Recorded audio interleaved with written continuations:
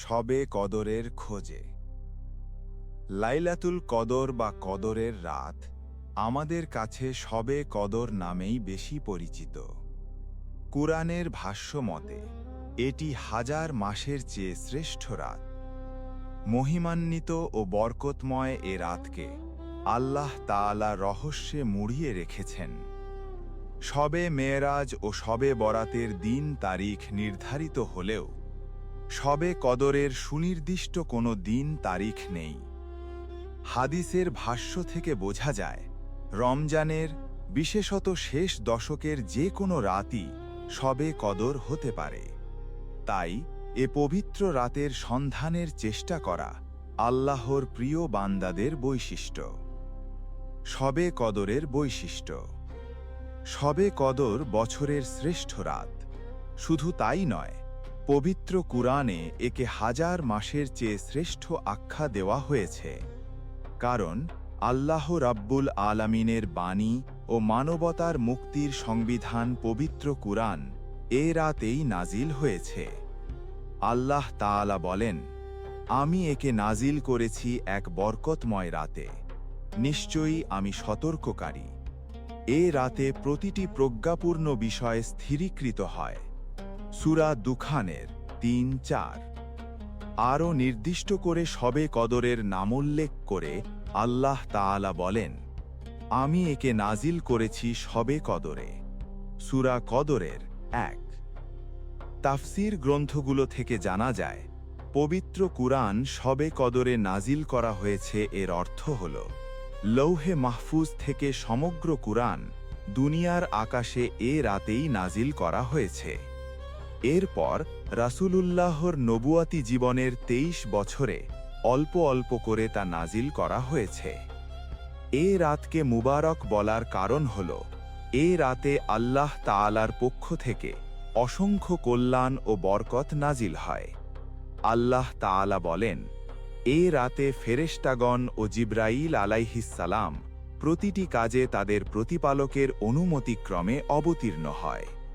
এ রাত আদ্যপান্ত ফজর হওয়া পর্যন্ত। সূরা কদরের ৪। শবে কদর কোন রাতে?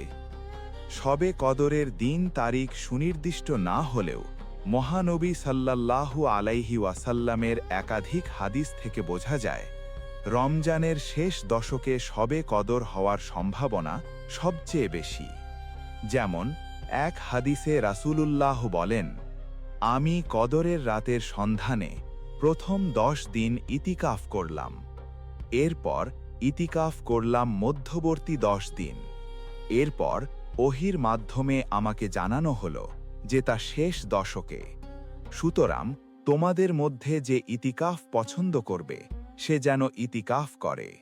মুসলিম। বিশেষ করে রমজানের শেষ দশকের বিজোড় রাতগুলোতে শবে কদর অনুসন্ধানের তাগিদ দেওয়া হয়েছে। উম্মুল মুকমিনিন হযরত আয়েশা রাদিয়াল্লাহু থেকে বর্ণিত, রাসূলুল্লাহ বলেন, তোমরা রমজানের শেষ দশকের বিজোড় রাতে শবে কদরের সন্ধান করো। বুখারী ও মুসলিম।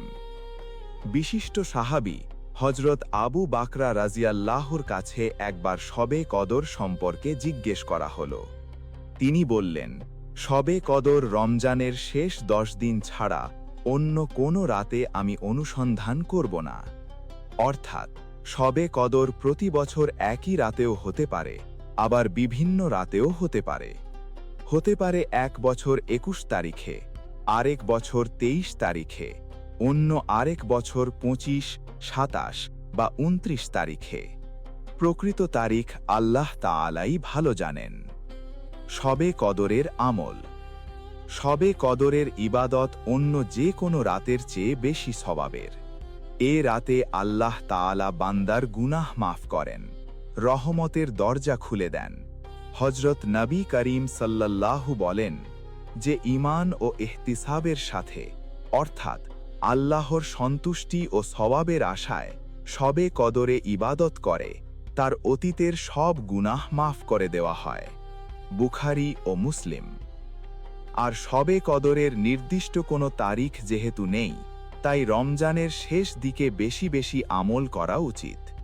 বিশেষ করে নফল নামাজ যেমন তাহাজ্জুদ, সালাতুত তাসবিহ, তওবার নামাজ, সালাতুল হাজত, সালাতুল শুকর ইত্যাদি আদায় করা, পবিত্র কুরআন তিলাওয়াত করা, আত্মীয় স্বজনের কবর জিয়ারাত করা, জিকির আজকার, দান খয়রাত, দোয়া করা ইত্যাদি। এছাড়াও তওবা ইস্তেগফার করার কথাও হাদিসে এসেছে। হজরত আয়েশা রাজিয়াল্লাহু বলেন, একবার আমি রাসূলুল্লাহকে জিজ্ঞেস করলাম, ওগো আল্লাহর রাসূল, আপনি বলে দিন, যদি আমি জানতে পারি শবে কদর কোন রাতে হবে তাহলে আমি কি পড়ব?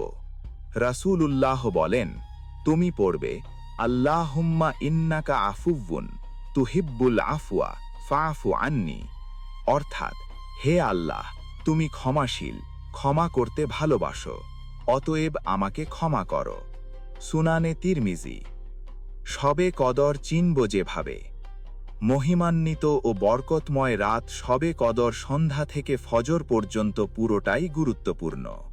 শবে কদরের চেনার কিছু আলামত হাদিসে বর্ণিত হয়েছে।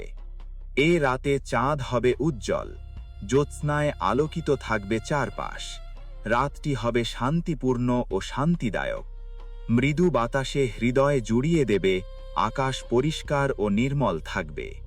রাসূলুল্লাহ বলেন, শবে কদরের আলামত হচ্ছে স্বচ্ছ রাত, যে রাতে চাঁদ হবে উজ্জ্বল, আবহাওয়ায় প্রশান্তিময়তা থাকবে, বেশি ঠান্ডাও না, বেশি গরমও না, সকাল পর্যন্ত আকাশে কোনো উল্কাপিণ্ড দেখা যাবে না। ওই রাতের চাঁদের মতো সকালে সূর্য উঠবে তীব্র আলোক রশ্মি ছাড়া। মুসনাদ আহমদ। হজরত উবাই ইবন কাব রাজিয়াল্লাহু বলেন, আর ওই রাতের আলামত হল, দিনের সূর্য উদিত হয় উজ্জ্বল হয়ে, তাতে আলোর তীব্রতা থাকে না। সহিহ মুসলিম 1658।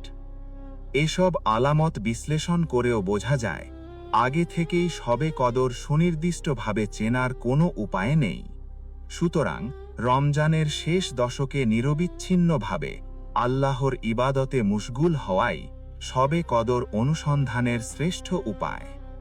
আল্লাহ আমাদের সবাইকে কুরআনের সাথে সম্পর্ক মজবুত করার তৌফিক দান করুন। আমিন।